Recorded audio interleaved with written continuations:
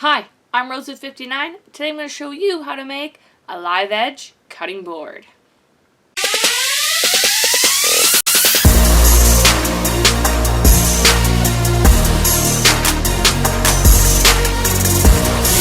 For this project I'm using live edge walnut, and this piece I purchased and it was already cut to the right length and thickness.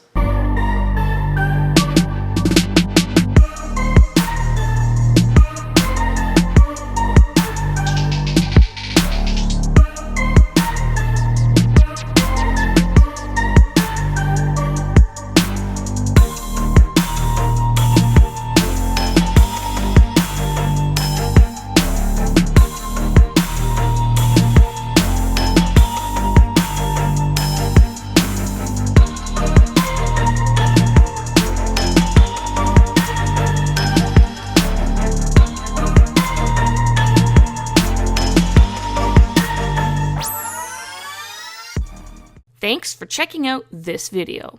All links are in the description below for this video. Definitely subscribe for more videos just like this. Don't forget to share this video and post your comments below. Some of the best tips and feedback come from you. Thanks for watching.